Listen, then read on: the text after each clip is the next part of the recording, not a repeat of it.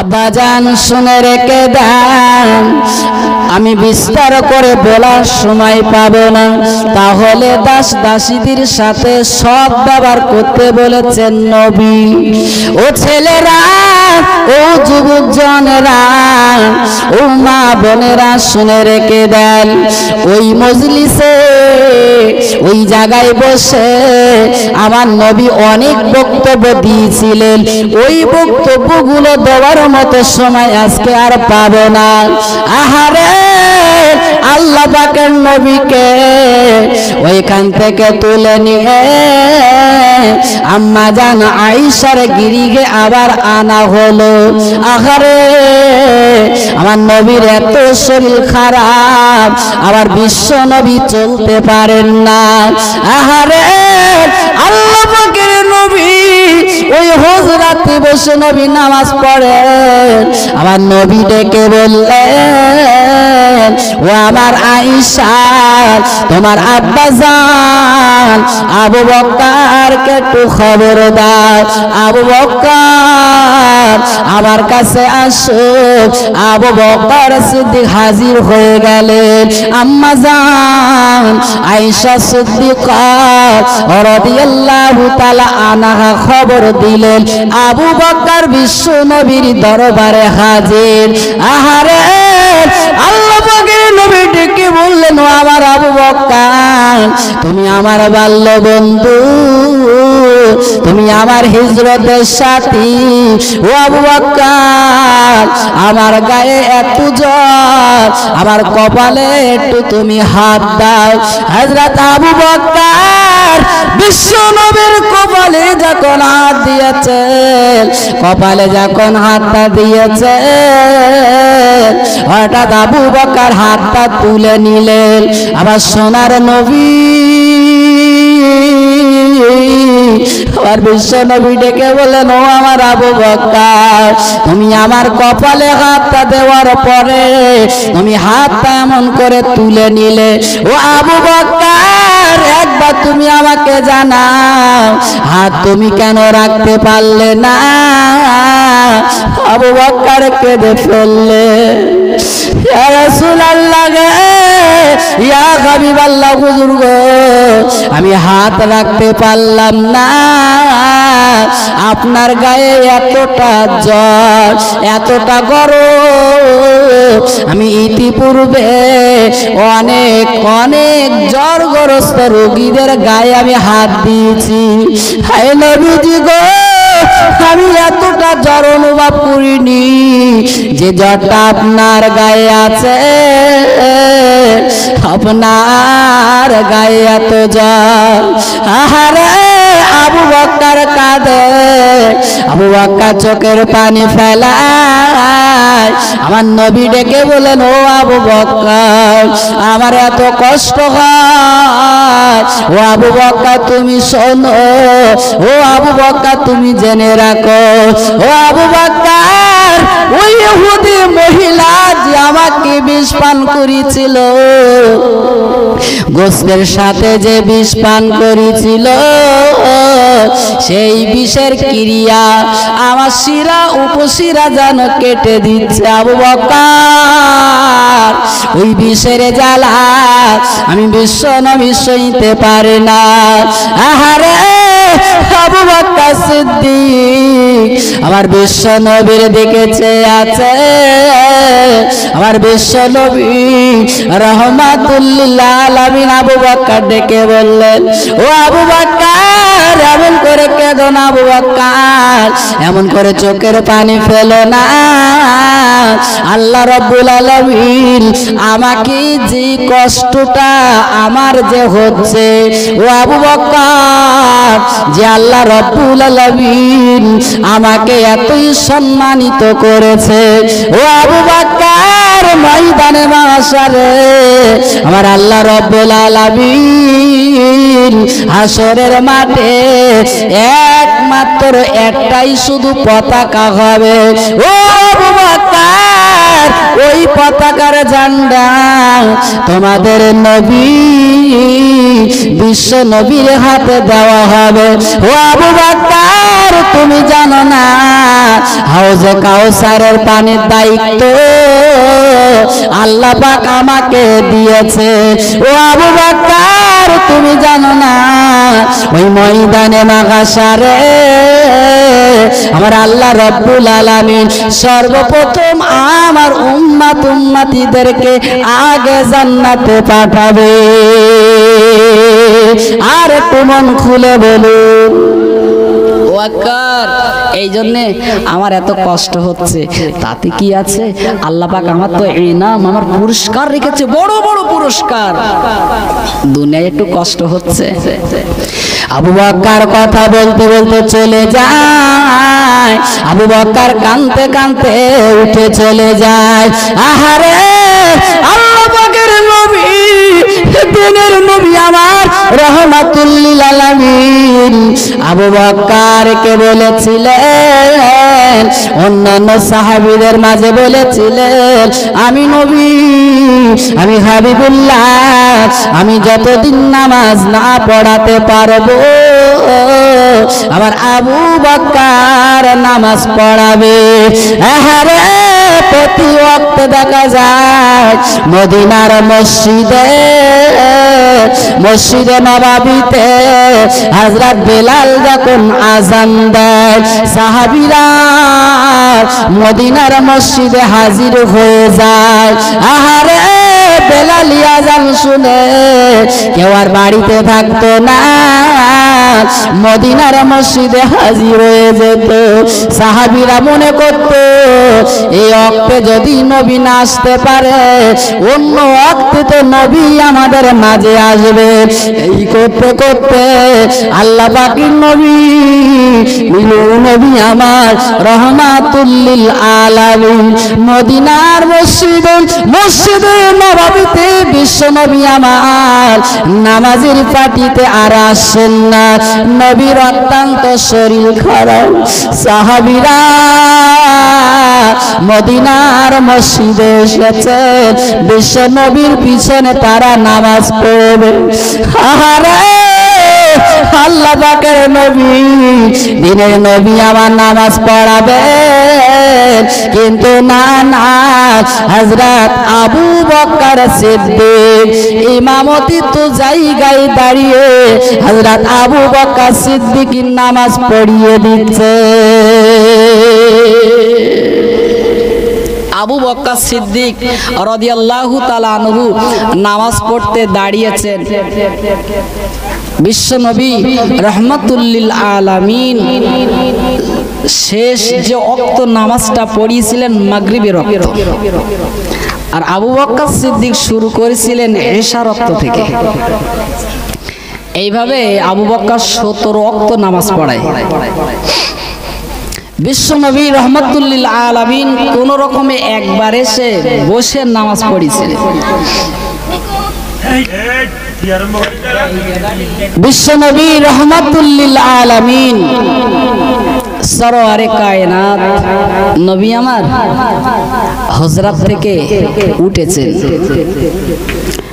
আমার বিশ্ব নবী আমার আম্মা জান আয়েশা সিদ্দিকা রাদিয়াল্লাহু তাআলা আনহার গিরিয়ে নবী আমার রয়েছে। আল্লাহ পাকের নবী বিশ্ব নবী আমার একটু বসলেন, তারপরে যেন নবী আমার নামাজ পড়ার জন্য আগিয়ে আসেন। আবু বকর হঠাৎ দেখতে পাইলেন ওই তো আল্লাহ নবী চলে আসে। না না না, আমি আবু বকর আমি নামাজ পড়াতে পারবো না। আরে আল্লাহ পাকের নবী আমার, দিনের নবী আমার দেখতে পাইলেন আবু বকর ওই ইমামতিত জায়গা থেকে আস্তে আস্তে যেন পিছিয়ে চলে আসে। আমার সোনার নবী, আমার বিশ্ব নবী ডেকে বললেন আবু বকর। আমার বিশ্ব নবী ইশারা করে বললেন আবু বকর এসো না, এসো না। ও আবু বকর তুমি নামাজটা আদায় করে দাও। দয়ার নবী আমার, দিনের নবী আমার আমার বিশ্ব নবী আমার ওই জামাতের একেবারে শেষ কাতারে নবী আমার বসে বসে নামাজ আদায় করলেন। নবী আমার নামাজ আদায় করে আল্লাহ পাকের নবী দিনের নবী আমার বাড়িতে চলে আসলেন। আর নবীজি মদিনার মসজিদে নববীতে ওই জায়গাটায় মানে জামাতে একসাথে নামাজ নবী আমার আর পড়তে যেতে পারেন নাই। আহারে আল্লাহ পাকের নবী আম্মা জান আয়েশা সিদ্দিকা রাদিয়াল্লাহু তাআলা আনহার গিয়ে আছে। হঠাৎ ওয়াক্ত হয়ে গেল, বেলাল আযান দিল। আমার দয়ার নবী আমার হাবিবুল্লাহ ডেকে বললেন, আয়েশা ও আয়েশা এখন কি আযান হয়? বলে ইয়া রাসূলুল্লাহ গে মদিনার মসজিদে নববীতে হযরত বেলাল আযান দিয়েছে। সাহাবায়ে কেরামরা এক এক করে হাজির হয়ে গেল মদিনার মসজিদে। তারা নামাজ পড়তে দাঁড়িয়ে গেল। ও দয়াল নবী আমার বিশ্ব নবী আমার আম্মা জান আয়েশা সিদ্দিকা রাদিয়াল্লাহু তাআলা আনহা ওর উপরে মাথাটা দিয়ে আছে। আমার নবী ডেকে বলেন, ও আমার আয়েশা, ও আয়েশা আমার বসার মতন ক্ষমতা নাই। ও আয়েশা আমার মাথাটা একটু উঁচু করে ধরো, আমি একবার দেখতে চাই আমার সাহাবীরা কি করে নামাজ পড়ছে। মাথাটা একটু উঁচু করে ধরো আয়েশা, আমি একটু দেখি। আমি নবী যেতে পারিনি, আমি বিশ্ব নবী ওখানে হাজির হতে পারিনি, আমার সাহাবীরা কি করে নামাজ পড়তে একটু দেখবো, আমি একটু মাথাটা উঁচু করো। আম্মা জান আয়েশা মাথা উঁচু করলে আর বিশ্ব নবী দেখে কেঁদে ফেললে। আহারে আম্মা জান আয়েশা ডেকে বললে, ইয়া রাসূলুল্লাহ ইয়া হাবিবাল্লাহ হুজুর গো আপনি কেন কেঁদে ফেললে? আপনি এমন করে কেন ক্রন্দন করে? হে নবীজি গো আপনার সাহাবীরা তো নামাজ আদায় করছে। আমার নবী ডেকে বললেন, আয়েশা আমি ওই সাহাবীরা নামাজ পড়ছে এটা দেখে আমি খুব আনন্দিত, আমি বিরাট খুশি।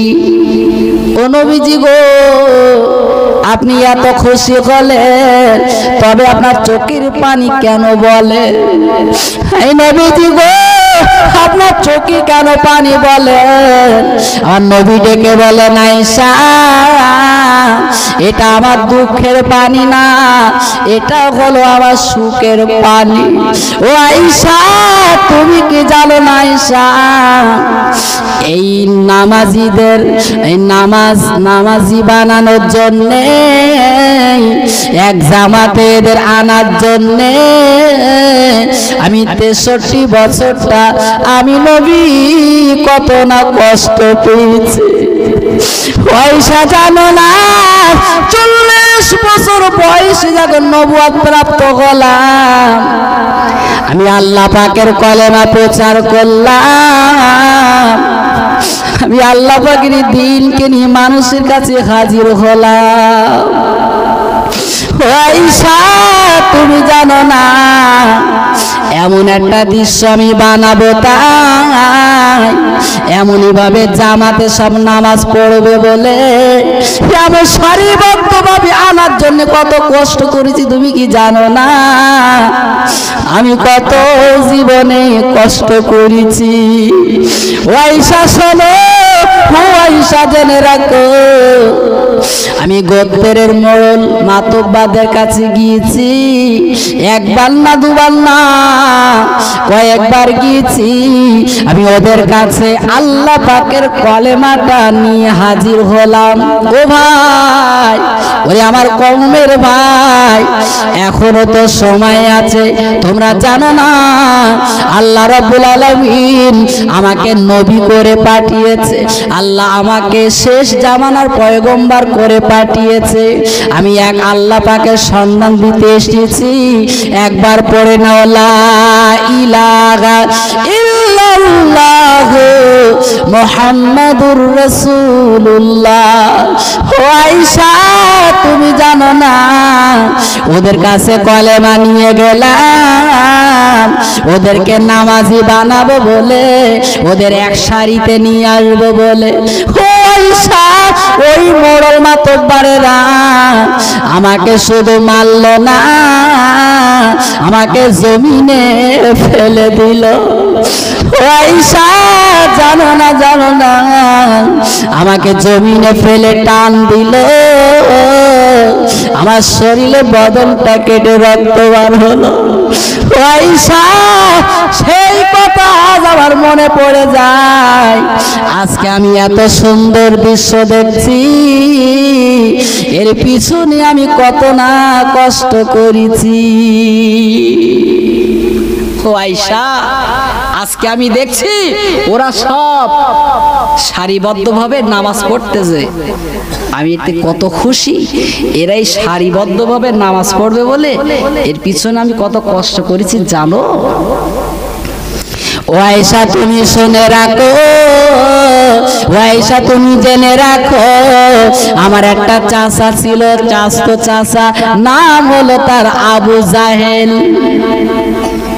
ওরে আমার বিবি রে, ওই চাচা আবু জাহেল ওই মক্কার মোড়ল ছিল, ওর আন্ডারে ওর হাতে অনেক লোক ছিল। আমি মনে মনে করলাম আমার ওই চাচাকে যদি কলেমা পড়াতে পারি, ওর শিষ্যগুলো কলেমা পড়বে। ও আয়েশা, তুমি জানো না, তুমি তো হলে আমার সুখের দিনে, আর আমার ওই দুঃখের দিনে কে ছিল কি তুমি জানো না? আমার বড় বিবি খাদিজা। আয়েশা শোনো, একদিন আমি আবু জেহেলের কাছে গেলাম, আবু জেহেলের কাছে গিয়ে বললাম, ও আমার চাচা আবু জাহেল, তুমি আল্লাহ পাকের উপরে ঈমান আনো, লাত মানাত ওজ্জা ছেড়ে দাও, ওরা কোনো উপকার করতে পারে না। ও আমার বিবি আয়েশা, আমার কথা শুনে আবু জাহেল তাড়িয়ে দিল।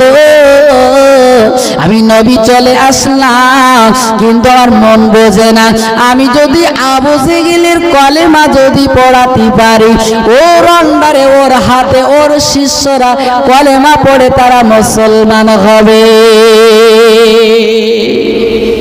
ও আয়েশা শোনো, একদিন গভীর রাতে, একদিন নিশুতে রাতে আমার বড় বিবি খাদিজাকে ডেকে বললাম, ওরে আমার বিবি রে, ও আমার বিবি খাদিজা, আমি এই গভীর রাতে, এই নিশুতি রাতে নিয়ত করেছি আমি একটু কলেমা প্রচার করব, আমি একটু কলেমা শোনাতে যাব আবু জাহেলের বাড়িতে। খাদিজা ডেকে বললেন, ইয়া রাসূলুল্লাহ, আবু জাহেলের বাড়ি যাবেন না। আবু জাহেল আপনাকে গালি গালাজ করে, আপনাকে মারতে পারে। নবীজি গো, আবু জাহেলের বাড়িতে যেতে হবে না, আপনি যেভাবে কলেমা প্রচার করছেন এভাবে করে যান। আমার দয়ার নবী, আমার হাবিবুল্লাহ ডেকে বললেন, ও আমার বিবি খাদিজা, তুমি কি জানো না, আমি যদি আবু জাহেলের বোঝাতে পারি, সারাদিন আমার চাচা কাজকর্ম করে, আমার চাচার মাথা গরম হয়ে থাকে, তখন কলেমাটা নিয়ে যায়, তখন কলেমা আমি পড়াতে যাই, হয়তো তখনও পড়ে না। ওরে বিবি রে, এই গভীর রাতে যদি আমি আবু জাহেলের বাড়ি যেতে পারি, আমার কথাটা শুনে মনে হয় আমার এই চাচা আবু জাহেল কলেমা পড়ে মুসলমান হয়ে যাবে। আল্লাহুম্মা সাল্লি আলা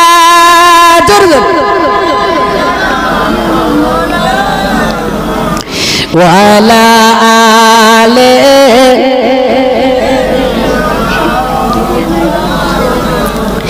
আবু জাহেল যুক্তি করে মারবে নবীজিকে,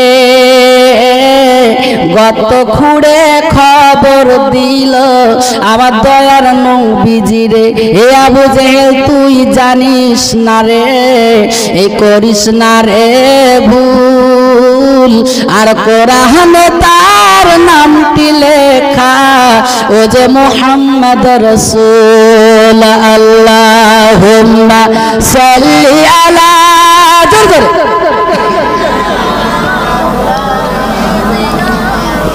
ওয়ালা আলে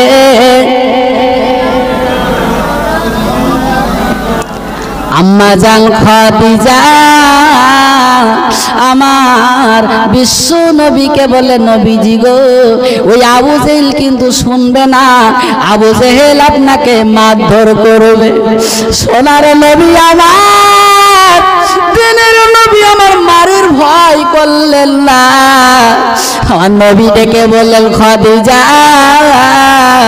এই রাতের বেলা আমি যদি আবু জেহেলের বাড়িতে যাই, ওর ভাইপো মোহাম্মদ কি দেখে ও আমার কাছে শুনে বুঝে কলেমা পড়ে মুসলমান হয়ে যাবে। রাতের বেলা ওর শিষ্যরা ওর লোকজনরা নাই। ও বিবি খাদিজা আমি আর দেরি করব না, আমি রাতের বেলা চলে যাব আবু জাহেলের বাড়িতে গিয়ে আমার চাচাকে কলেমা আমি পড়াবো। আহারে আল্লাহ পাকের নবী বুক ভরা আশা নিয়ে এই নামাজি করার জন্য, এক সারিতে আনার জন্য নবী রাতের বেলা ঘুম হয় না। সোনার নবী আমার, দিনের নবী আমার আবু জাহেলের বাড়ি চলে গেলেন। আবু জাহেলের বাড়ি গিয়ে আঙিনাই দাঁড়িয়ে উঠানে দাঁড়িয়ে ডাক দিল, ও চাচা, ও চাচা একবার বাইরে এসো, ও চাচা একবার বাইরে এসো। ঘরের ভিতর থেকে আওয়াজ দেয়, এত গভীর রাতে কে এসেছো, কে আমার কাছে এসেছো? আহারে আর বিশ্ব নবী ডেকে বললেন, ওরে আমার চাচা রে, এত রাতে এসেছি আপনার কাছে একটা কথা বলবো। ও চাচা একবার ঘরের থেকে বাইরে চলে আসে।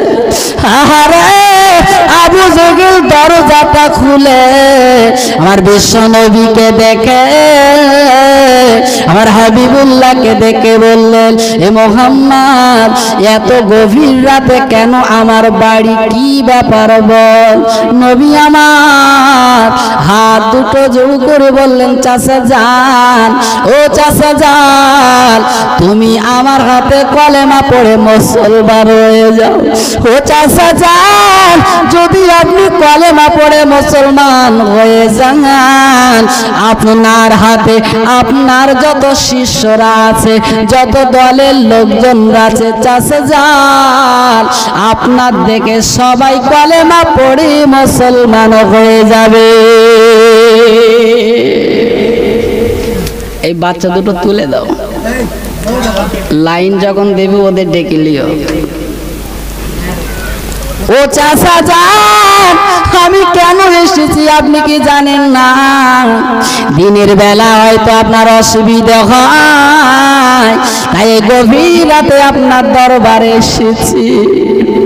ও চাচা যান, একবার চিন্তা করে দেখেন চাচা যান, মরে যাবার পরে সঙ্গে বলে কিছু যাবে না। ও চাচা যান, জানো না জানো না, আমার আল্লাহ রাব্বুল আলামিন, আল্লাহ পাকের অবাধ্য যত বান্দা বান্দিরা আছে, যারা আল্লাহকে চেনে না, আল্লাহর উপরে যারা বিশ্বাস আনেনি, যারা শিরক করেছে, ও চাচা যান এখনো সময় আছে চাচা যান, যদি কলেমাটা পড়ে নেন, আমার আল্লাহ পাক খুশি হয়ে আপনার তামাম জিন্দেগির গুনাহ ক্ষমা করে দেবে চাচা যান।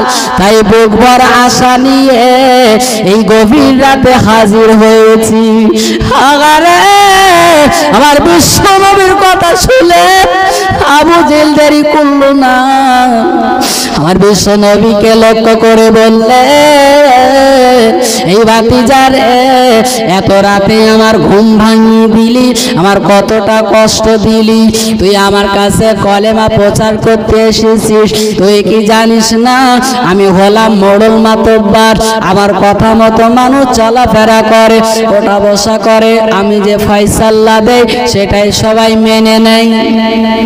এ ভাতিজা কি নিয়ে তুই আমার কাছে এসেছিস, এত সাহস তোকে কে জোগালো একবার বল।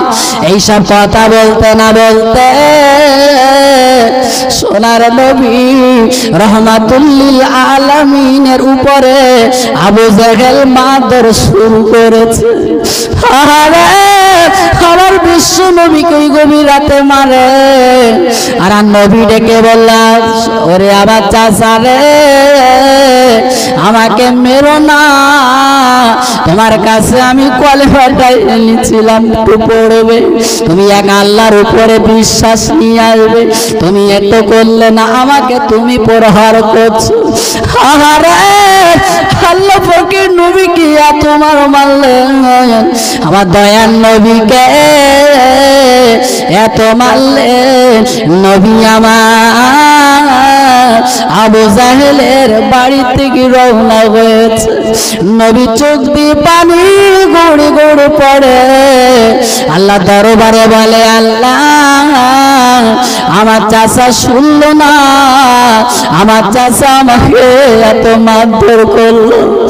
আরে এদিকে দেখা যায় আম্মা জান খাদিজা ওই রাতের বেলা ঘুমাতে পারে না, নবী আমার দিনের খেদমত করতে গেল, আবু জেহেলের বাড়িতে গেল। আবু জেহেল কিভাবে আমার নবীর সাথে কেমন ব্যবহার করেছে তো আমি জানি না। আম্মা জান খাদিজাতুল কুবরা আরে ঘরের দরজার পাশে চুপ করে দাঁড়িয়ে আছে, কখন আমার বিশ্ব নবী বাড়িতে আসবে। হঠাৎ করে আল্লাহ পাকের নবী আমার, দিনের নবী আমার বাড়িতে চলে এসেছে। নবী আমার দরজায় টোকা দিয়েছে, আম্মা জান খাদিজাতুল কুবরার দরজাটা খুলে দিয়েছে। আমার নবী চোখের পানি গড়ে গড়ে গড়ে গড়ে পড়ে, বিশ্ব নবী আমার কাঁদে। খাদিজা এই সময় বললেন, নবীজি গো আপনি কেন কাঁদেন, আপনি কেন চোখের পানি ফেলেন? আহারে বিশ্ব নবী ডেকে বললো, আমার খাদিজা, ওরে আমার বেবি খাদিজা, বড় আশা নিয়ে গিয়েছিলাম আমি চাচাকে কলেমা পড়াইয়ে আল্লাহ পাকের একাত্মবাদের কলেমাটা পড়িয়ে আমি তাকে মুসলমান করাবো। ও আমার খাদিজা, না না না না, ও তো আমাকে শুনলো না, এতটা মারধর করেছে, আমার গায়ে এতটা প্রহার করেছে। আরে আম্মা জান খাদিজাতুল কুবরা কাঁদে, ইয়া রাসূলুল্লাহ ইয়া হাবিবাল্লাহ, হুজুর গো ইয়া রাসূলুল্লাহ গে, আবু জেহেল এত মারধর করেছে, ওর কাছে আর যাওয়ার কোনো দরকার নাই। নবীজি গো যারা আপনাকে চেনে তারা তো আপনার কথা মানে। এই নবীজি গো সর্বপ্রথমে আমি খাদিজা কলেমা পড়েছি, আপনার সাহাবীরা এক এক করে তো কলেমা পড়েছে। ও নবীজি গো আপনি এমন করে কাঁদবেন না, এমন করে চোখের পানি ফেলবেন না, আমার আল্লাহ রব্বুল আলামিন যে দায়িত্ব আপনাকে দিয়েছে এই দায়িত্ব আপনি পালন করে যান।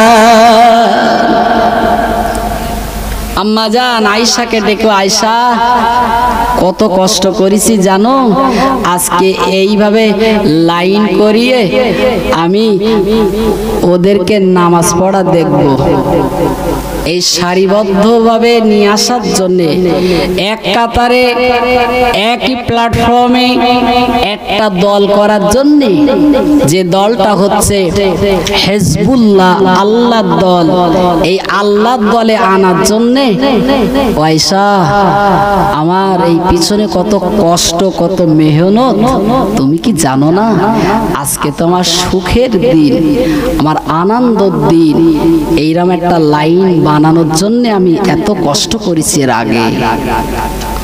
আম্মা জান আয়েশা সিদ্দিকা রাদিয়াল্লাহু তাআলা আনহা বলছেন, ইয়া রাসূলুল্লাহ, ইয়া হাবিবাল্লাহ, হুজুর গো, তাহলে আপনার যখন খুশির দিন, আনন্দের দিন, তার চোখ দিয়ে পানি পড়ছে কেন? আল্লাহ পাকের নবী, দিনের নবী আমার, রহমাতুল লিল আলামিন নবী আমার জানিয়ে দিলেন, ওয়াইশা ওয়াইশা, এটা হলো আমার সুখের দিন, এটা হলো আমার আনন্দের দিন। ওয়াইশা, তুমি জানো না, আমি নবী জানিয়ে দিলাম, আমি হাবিবুল্লাহ জানিয়ে দিলাম, আমি রাসূলুল্লাহ জানিয়ে দিলাম, ওরা যে কাতারবদ্ধভাবে মদিনার মসজিদে নামাজ পড়ছে, আর আমার সাহাবী তোমার আব্বাজান আবু বকর ইমামতি করে নামাজ পড়াচ্ছে। ও আয়েশা, তুমি শুনে রাখো, ও আয়েশা জেনে রাখো, আমি নবী জানিয়ে দিলাম, আমার এই চোখের পানি এটা দুঃখের পানি না, এটা হলো এই চোখের পানিটা হলো আমার সুখের পানি। একবার দরুদ শরীফ পড়েন, আল্লাহুম্মা সাল্লি আলা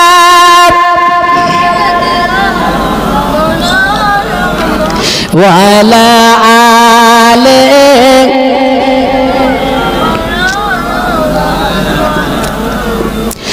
মসজিদে চল নামাজি পড়বে ভাই, মসজিদে চল নামাজ পড়বে ভাই, বয়স তোমার যত বাড়ে হায়াত তোমার কমে যায়, মসজিদে চল নামাজি পড়বে ভাই। নবী আমার আয়েশাকে ডেকে বলছে, আয়েশা, আমি কত খুশি তুমি জানো, ওরা যে কাতার দিয়ে নামাজ পড়ছে, এই জামাতের নামাজ, এই কাতার যতদিন দুনিয়ার উপরে, আসমানের নিচে, জমিনের উপরে এই কাতারবদ্ধভাবে নামাজ পড়বে, ততদিন কিয়ামত হবে না। জোরে হবে না সুবহানাল্লাহ। আয়েশা, এই কাতারটা দেখো, আর আমি বিশ্বনবী দেখছি, এই রকম কাতার দিয়ে যতদিন নামাজ চলবে, যতদিন, ততদিন পর্যন্ত কিয়ামত হবে না, বিশ্বনবী বলে গিয়েছে। এখন মসজিদের মুসল্লি বেশি না কম? বলো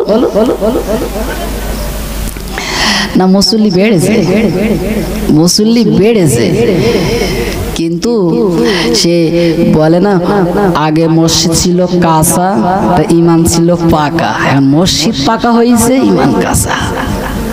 সমস্যা তো এই জায়গায়। এই জন্যে মসজিদ যেমন পাকা হয়েছে, আমাদের ইমানগুলো এরকম পাকা করতে হবে, ঠিক কিনা? ইমান যদি পাকা না থাকে, ইমান যদি শক্ত না থাকে, যদি দুর্বল হয়ে যায়, তাহলে তো দুর্বল ইমান যখন তখন কাছ থেকে বেরিয়ে যেতে পারে, ঠিক কিনা? আর এটা হচ্ছে সেই কি বলবো,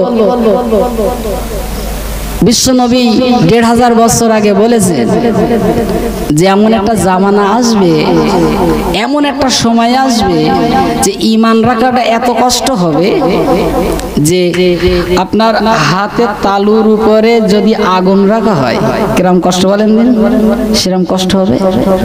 তারপরে ঈমান বার হয়ে যাবে, রসুল বলছে একটা আটার খামির, আটা চেনে খামির করলেন, তার ভিতরে একটা চুল আছে, সেইটা যখন টেনে আপনি বার করছেন, আটার খামির যেমন নড়ে না চড়ে না, ও যখন বুঝতে পারে না, এমন একটা সময় আসবে ঈমানগুলো ওইভাবে বার হয়ে যাবে, বুঝতে পারবে না। ও মনে করবে আমি তো ঈমানদার, ওদের ভিতরে ঈমান নেই। এখন ঈমান এই যেটা বিশ্বাস, যার নেই তার নেক আমল করে লাভ আছে? আরে বেধর্মীরাও তো ভালো কাজ করে না? ওরাও ভালো কাজ করে, তো ওর কা তো সওয়াব আছে। যার ঈমান নেই তার সওয়াবের কোনো মূল্য নেই। মনে করেন ঈমান আনার পরে আপনার আমলনামায় 1 লেখা হলো, মনে করেন 1, এইবারে একটা নেকির কাজ করলেন, একটা শূন্য পাইলেন, 0 0।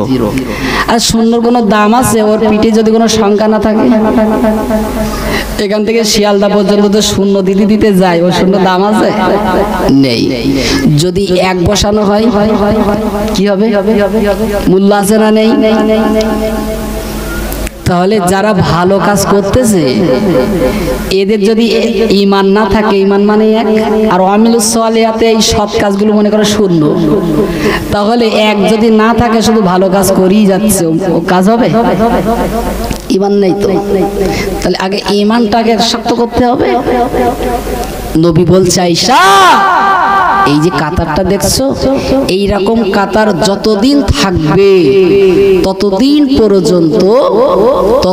পর্যন্ত কিয়ামত হবে না। একটু জোরে হবে না সুবহানাল্লাহ?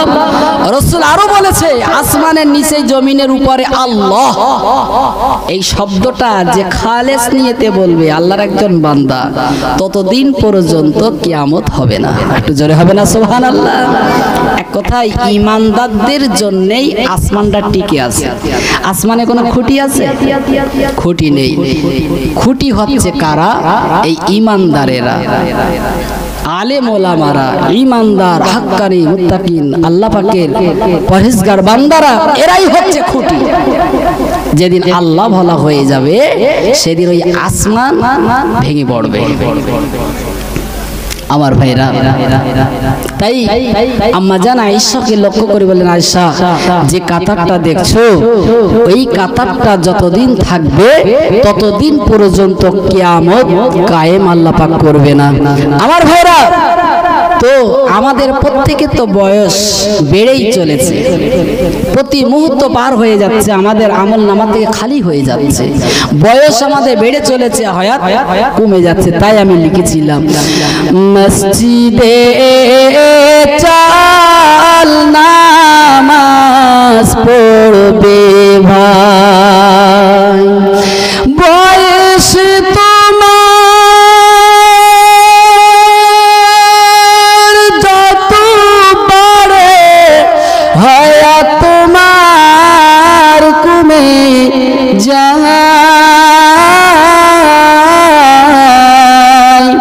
মসজিদে চাল নামাজ পড়বে ভাই, সত্য বলো, সত্য বলো, সত্য বলো, মিথ্যা ছাড়ো, হালাল খেয়ে নামাজ পড়ো রে। সত্য কথা বলতে হবে, মিথ্যা ছাড়তে হবে, হালাল খেয়ে তো ইবাদত করতে হবে। আমাদের যা রুজি রুটি এখন যা ভাব হয়ে গেছে না, শেষ। সব বললি আপনারা রেগে যাবেন, তবে বলতে হবে। অবশ্য অন্য সময় আল্লাহ পাক যে সুযোগ সুবিধা দেয়, বাড়ি বাড়ি যেভাবে সুদের কারবার কোনো ঢুকে যাচ্ছে না, ঈমান আমল বলো সব শেষ। তাই আমি লিখেছি, সত্য বলো, মিথ্যা ছাড়ো,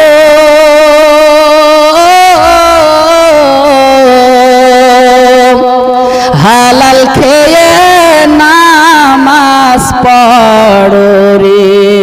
সত্য বলো, মিথ্যা ছাড়ো,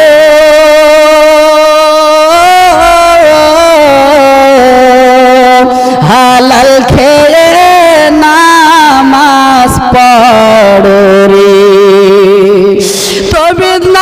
নামাজ তোমার কবুল হবে ওই খোদা পাকের ঠিকানা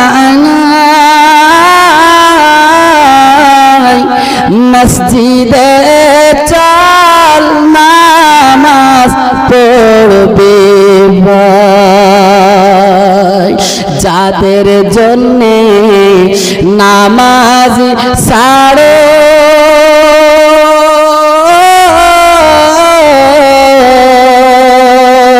নামাজ থেকে দূরে থাকো রে যাদের জন্যে নামাজ ছাড়ো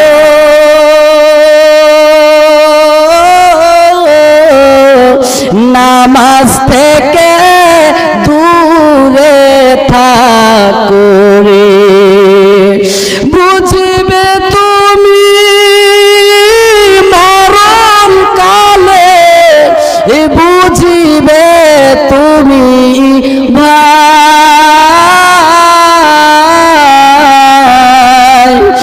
মসজিদে চল নামাজ পড়বে ভাই মসজিদে চল নামাজ পড়বে ভাই আল্লাহুম্মা সাল্লি আলা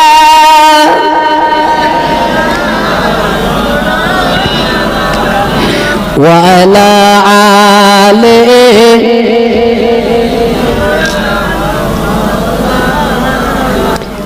আল্লাহ পাকের নবী দিনের নবী আমার রহমাতুল লিল আলামিন নবী আমার আম্মা জান আয়েশা সিদ্দিকা রাদিয়াল্লাহু তাআলা আনহার গিরিহে আছে নবী আমার বিশ্ব নবী আমার দয়াল নবীর মাথাটা আম্মা জান আয়েশা সিদ্দিকা রাদিয়াল্লাহু তাআলা আনহার উরুর উপরে রয়েছে নবী আমার আয়েশাকে ডেকে বলেন আয়েশা আয়েশা আয়েশা দেরি করো না একটু পানি নিয়ে এসো আম্মা জান আয়েশা এক ঘটি পানি নিয়ে আসলেন দয়ার নবী আমার বিশ্ব নবী আমার ওই পানিতে হাত বুড়িয়ে দিলেন ডেকে বললেন আয়েশা আবার অত্যন্ত কষ্ট হয় আয়েশা আয়েশা দেরি করো না আয়েশা এটা ভাঙা ভিজিয়ে আবার খোবালে একটু দিয়ে দাও আয়েশা আরে আল্লাহ পাকের নবী আমার দিনের নবী আমার বিশ্ব নবী আমার জীবনে তিনবার নবী শরীর খারাপ হয়েছিল আর বিশ্ব নবী হাবিবুল্লাহ তৃতীয়বার যে শরীরটা খারাপ হয়েছিল এই শরীর খারাপে আল্লাহ পাক তার নবীকে দুনিয়ার বুক থেকে তুলে নিয়েছিলেন ও যুবকেরা ও মা বোনেরা ভাইরা শুনে রেখে দেন জেনে রেখে দেন সকল নবী আর রাসূল সকল আল্লাহ পাকের বান্দা এবং বান্দীরা দুনিয়ার বুক থেকে তুলে নেওয়ার আগে একটা না একটা ওসিলাতা থাকে কথা ঠিক কিনা কেউ জ্বরে মরে কেউ বা এমন করে মাথা যন্ত্রণা করে আস্তে আস্তে মরে যায় অনেকে আছে বুক যন্ত্রণা করে কারো বা পেট ব্যথা করে কেউ বা একদিন না দুদিন না কয়েক মাস ঘরে শুয়ে থাকে অনেকে অনেক রোগগ্রস্ত হয়ে পড়ে আস্তে আস্তে দেখা যায় সেই রোগে আল্লাহ পাক তাদেরকে তুলে নেয় এটা এই জন্য করা হয়েছে ও যুবক জনেরা ও আর বেশি লম্বা করব না এটাই বলে আমি শেষ করে দেব আজরাইলের যেদিন আল্লাহ রাব্বুল আলামিন দায়িত্ব দিয়েছিল আজরাইল রে তামাম পৃথিবীর আমার যত বান্দা বান্দিরা আছে ওদের রূহ তোর কবজ করতে হবে সকল প্রাণীর জাহান তোর কবজ করতে হবে আজরাইল বললেন আল্লাহ না না না এমন কাজ আপনি দেবেন না আমি এ কাজ বহন করতে পারবো না আমি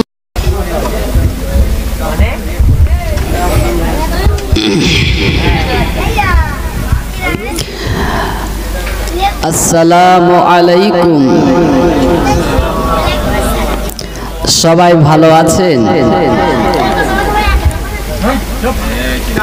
এবার না শেষ করতে মানে জলসা আমি শেষ করতে এসেছি, আমার পরে তার কেউ নেই আছে না, বেশি রাত করব না, নির্দিষ্ট টাইম পর্যন্ত জলসা ইতি টানবো ইনশাল্লাহ। কারণ বক্তা মানেই যে মাইক ধরলাম আর একেবারে কে শুনলো না দেখলাম না, তো ঠিক না। ইমাম সাহেব যেমন মসজিদের মুসল্লিদের নিয়ে যখন নামাজ পড়াতে দাঁড়ায় তখন দেখে নিতে হয় আমার পিছনে কেমন মুক্তাদিরা দাঁড়িয়েছে। যদি বয়স্ক মানুষ হয় আর যদি সূরা এটা বড় একটা সূরা ধরে, সেই বয়স্ক মানুষটাকে দাঁড়াতে পারবে না। তাহলে এ বুদ্ধি ইমাম সাহেবের থাকা দরকার, বক্তাদেরও এরকম একটু দরকার আছে। অনেক সময় ওয়াজ নসিহত শুনেছেন, অনেক সময় আপনারা বসেও আছেন, একটু উঠে দাঁড়িয়ে আমরা নবী পাকের দরবারে একটু সালামের নজরানা পাঠিয়ে দেবো। আর যারা বাইরে আছেন সবাই প্যান্ডেলের মধ্যে চলে আসবেন, পিছনে যারা আছেন সামনের দিকে চলে আসবেন, একটু উঠে দাঁড়ান। ইয়া নবী সালাম,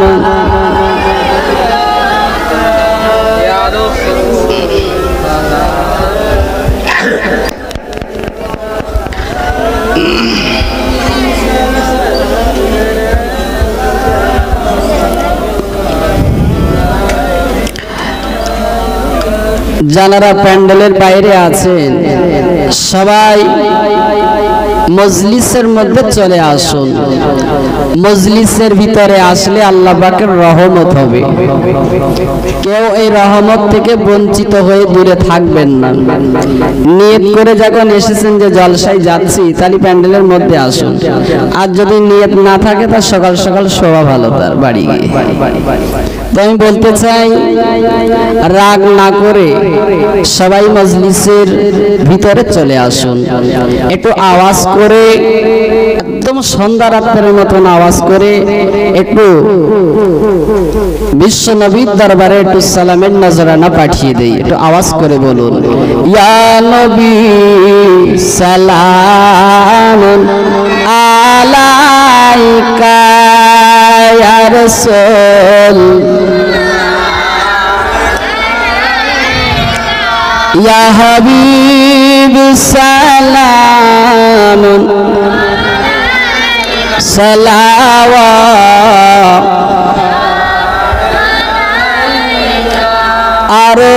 আরবের মরু প্রান্তরে পাঠালেন আমার খোদা পাক তোমাকে। আব্দুল্লাহর জীর্ণ কুটিরে আমিনা মায়ের উদারে ইয়া নবী সালাম, ইয়া রাসূল সালাম, ইয়া হাবিব সালাম সালাওয়াত। আমরা যে তোমারি দিওয়ানা,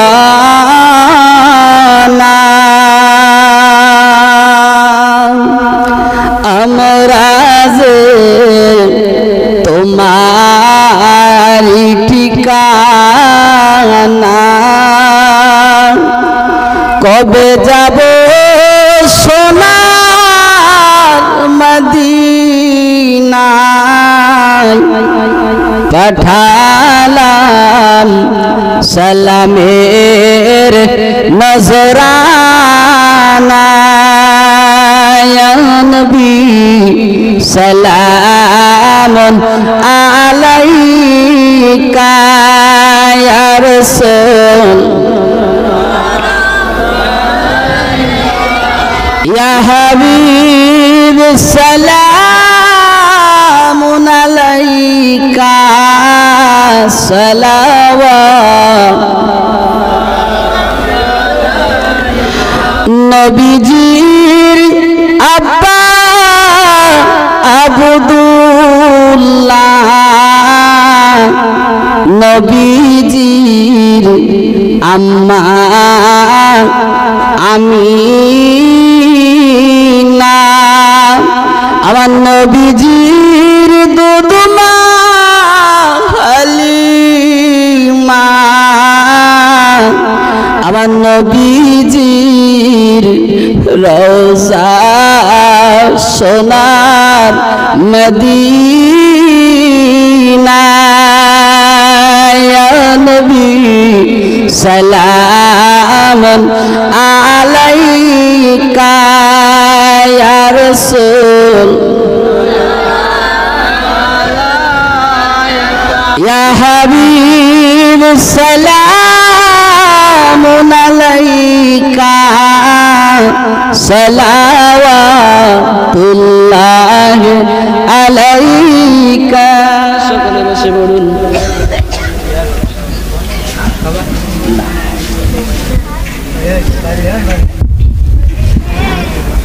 উচ্চ আওয়াজে দরুদ পড়েন আল্লাহুম্মা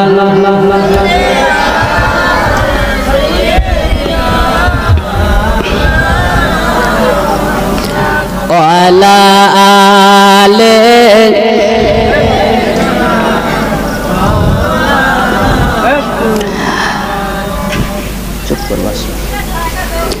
আলহামদুলিল্লাহি নাহমাদুহু ওয়া নাস্তাঈনুহু ওয়া নাস্তাগফিরুহু ওয়া নাউযু বিল্লাহি মিন শুরুরি আনফুসিনা ওয়া মিন সাইয়্যাতি আমালিনা من يهده الله فلا مضل له ومن يضلله فلا هادي له ونشهد أن لا إله إلا الله وحده لا شريك له ونشهد أن سيدنا يا حبيبنا يا رسولنا ومولانا محمدا صلى الله عليه وسلم عبده ورسوله أما بعد فيا أيها الغازرون رحمنا ورحمكم الله فقد قال الله تعالى في كلام المجيد والفرقان الحميد إن الله وملائكته يصلون على النبي يا أيها الذين آمنوا صلوا عليه وسلموا تسليما জোরে জোরে বলেন আল্লাহুম্মা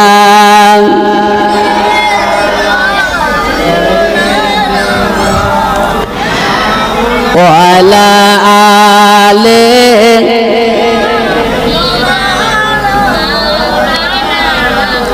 পূর্ণিমার চন্দ্র জলে মা আমিনার কোলে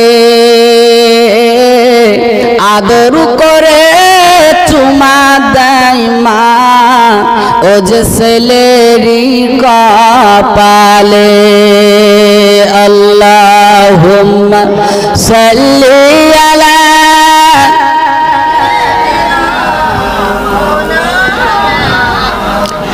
ওয়া আলা আলি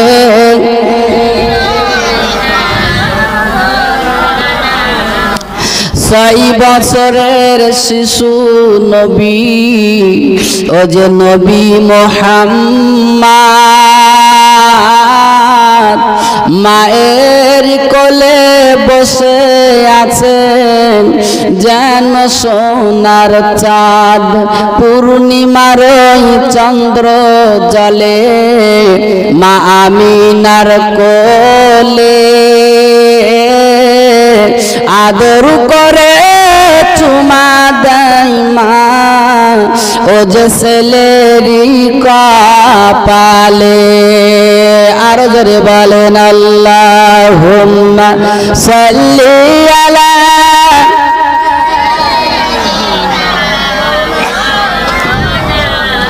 ওয়া আলা আলি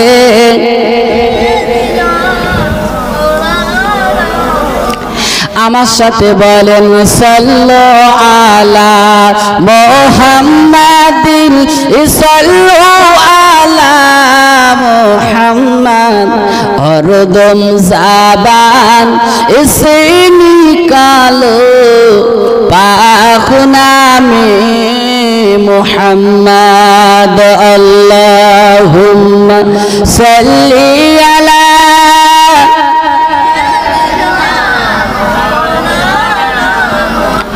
وعلى آله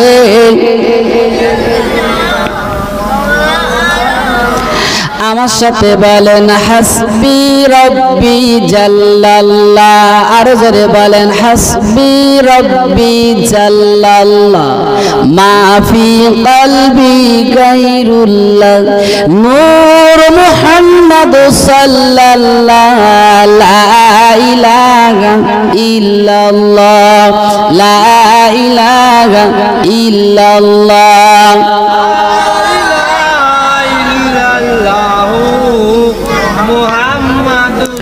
কলেমা হবে সঙ্গের সাথী এই কলেমা হবে গোরের বাতি পড় কলিমা দিবারাতি কলেমা সারা নাই কো গতি বলে লা ইলাহা ইল্লাল্লাহ লা ইলাহা ইল্লাল্লাহ লা ইলাহা ইল্লাল্লাহ মুহাম্মাদুর রাসূলুল্লাহ সকলে বলুন সাল্লাল্লাহু আলাইহি ওয়াসাল্লাম সম্মানীয় আজকের এই জলসার নির্ধারিত নির্বাচিত সভাপতি সাহেব সম্মুখে বসা আমার দিনদার ইমানদার আমার আব্বা জানেরা ও জন যুবক ভাইরা ও স্নেহের ছোট ছোট কচি কাচারা পর্দার আড়ালে বসে থাকা আমার আম্মা জান ও বোনেরা আমরা আল্লাহ পাকের দরবারে লাখো কোটি শুকরিয়া জানাই যে আল্লাহ রাব্বুল আলামিন আমাদেরকে দিন দুনিয়ার সমস্ত কাজগুলো দূরে সরিয়ে ঘুমকে হারাম করে একটি সুন্দর জান্নাতের বাগানে বসার তৌফিক এনায়েত করেছেন আমরা সকলে বলি আলহামদুলিল্লাহ তারপরে জানাই আমাদের নবী বিশ্ব নবী রাহমাতুল লিল আলামিন মদিনাতুল মুনাওয়ারায় সবুজ গুম্বুজের নিচে গুনাহগার উম্মত উম্মতিদের জন্য কেঁদে কেঁদে কবরের মাটি ভিজিয়ে ফেলছেন সেই বিশ্ব নবীর দরবারে লাখো কোটি দরুদ ও সালাম পাঠাই বলুন সকলে সাল্লাল্লাহু আলাইহি ওয়াসাল্লাম সন্ধ্যার পর থেকেই অনেক ওয়াজ নসিহত আপনারা শুনেছেন এক কথায় ওয়াজ নসিহত যা শুনেছেন আর না করলেও হয় কিন্তু এসে যখন পড়েছি কিছু কথা আপনাদের কাছে একটু বলতে চাই। আপনারা কেন এখানে বসে আছেন? এই জন্যই বসে আছেন যে এই মজলিসে গিয়ে একটু বসি, নিজের গোনার দিকে লক্ষ্য করে রাতের গভীর রাতে যদি একটু কাঁদতে পারি, হাত তুলতে পারি, জীবনের গোনা ক্ষমা হবে। পাশাপাশি আপনাদের নিয়ত আছে আমাদের আহলে বর্গ, কারোর আব্বা, কারোর আম্মা, কারো দাদা দাদি, নানা নানি, আত্মীয় স্বজন যারা কবর দেশের বাসিন্দার হয়ে গিয়েছে তাদের জন্য একটু হাত তুলে মাগফিরাত কামনা করব। কথা ঠিক না ভুল? না খিচুড়ি খাওয়ার জন্য এসেছে? এর চাইতে ভালো খাদ্য তো বাড়ি আছে, ঠিক কিনা? তাহলে এখানে বসেছেন উদ্দেশ্য খুব ভালো। আরে সারা জীবন তো খাবেন, রুজি যখন আল্লাহ পাক রেখেছে ঠিক সামনে আসবে। তো এই বিশাল নিয়ত করে আপনারা রাতের ঘুমকে হারাম করে বসে আছেন। আমি আপনাদের কাছে বলতে চাই, বিশেষ করে আজকের এই মাহফিল ইন্তজাম করা হয়েছে, আত্মীয় স্বজন তার আহলে বর্গ দুনিয়াতে বিদায় নিয়েছে তাদের রুহে মাগফিরাতের জন্য। আমরা যারা এসেছি আমাদের আত্মীয় স্বজন তাদের জন্য মাগফিরাত কামনা করা হবে। ভাই, মহান আল্লাহ রাব্বুল আলামিন কোরআন শরীফের ভিতরে জানিয়ে দিয়েছেন, কুল্লু নাফসিন যায়িকাতুল মাউত, প্রত্যেক নফসের একদিন মৃত্যু স্বাদ গ্রহণ করতে হবে। স্বাদ, এক একটা জিনিসের স্বাদ এক এক রকম। আপেল খেয়ে কি বলবেন আমি পেয়ারা খাচ্ছি? না। বিরিয়ানি খাচ্ছেন আর সাদা ভাত খাচ্ছেন, দুটো কি সমান? না, এক একটা টেস্ট, এক এক জিনিসের এক একটা টেস্ট আপনার অনুভব করেন। আল্লাহ পাক বলিনি তোদের পুরো কি মেরে দিচ্ছি, ওদের মৃত স্বাদ গ্রহণ করাচ্ছে। মৃত স্বাদ, এই যে স্বাদটা, এই যে টেস্টটা এক এক মানুষের এক এক রকম। এই যে মরণের যে স্বাদ এক একটা মানুষ এক একটা অনুভব করবে। যার কর্মফল ভালো হবে তার স্বাদটা ভালো হবে, যার কর্মফল খারাপ হবে তার স্বাদটা তিতো হবে। তিতো বলতে কষ্টের সাথে হবে। আর যার কর্মফল ভালো হবে, আমল নামায় নেকিতে ভরপুর থাকবে, সেই বান্দার স্বাদটা হবে মিষ্টি, ঠিক কিনা? ভালোভাবে তার মরণ হবে। তো এক এক মানুষের মরণ এক এক রকমের ভাবে হয়, মানে এক একটা টেস্ট স্বাদ আল্লাহ পাক চাকাই নাই। দুনিয়াতে কত মানুষ এসেছে আর কত মানুষ আসবে, আবার কত মানুষ চলে গেছে, কোনো ইয়াত্তা নেই। আমরাও দুনিয়ার বুকে এখনো আছি, আল্লাহ পাক এখনো আমাদের হায়াতে রেখেছে। কবে কোন সময় আজরাইল আসবে বলে আসবে কেউ বলতে পারবে যে হ্যাঁ আমার সাথে আজরাইলের কথা হয়েছে? না, কেবলমাত্র একজন নবীর ক্ষেত্রে আল্লাহ পাক পাঠিয়েছিল, যাও আমার ওই নবীর কাছে গিয়ে একটু অনুমতি নাও, যদি আমার নবী অনুমতি দেয় তাহলে জান কবজ করো। আর অন্য কোন নবীর বেলায় এরকম সুযোগ দেয়নি। ইব্রাহিম খলিলুল্লাহ আল্লাহ পাকের দোস্ত, আর আমাদের নবী হলেন মুহাম্মদুর রাসূলুল্লাহ সাল্লাল্লাহু আলাইহি ওয়াসাল্লাম আল্লাহ পাকের হাবিব। হাবিব মানেও দোস্ত, বন্ধু, খলিল মানেও দোস্ত, দুটো আলাদা। তো আমাদের নবী হলেন হাবিবুল্লাহ, আল্লাহ পাকের দোস্ত। আল্লাহ পাক হাবিবের দোস্ত, হাবিবের দোস্ত হলেন আল্লাহ। কিন্তু খলিলুল্লাহ বলা হয় কেবলমাত্র আল্লাহ পাকের দোস্ত খলিল। ইব্রাহিম, ইব্রাহিমের দোস্ত আল্লাহ না। কিন্তু আমাদের নবীর বেলায় আল্লাহ পাক তার দোস্ত হচ্ছে মুহাম্মদ সাল্লাল্লাহু আলাইহি ওয়াসাল্লাম, মুহাম্মদ সাল্লাল্লাহু আলাইহি ওয়াসাল্লামের দোস্ত হলেন আল্লাহ। এই খলিল, এই দোস্তের দরবারে একটা যুবক ঘুরতেছে। আব্বাজান শুনে রেখে দেন, ইব্রাহিম খলিলুল্লাহ আল্লাহ পাকের দোস্ত, আল্লাহ পাকের নবী।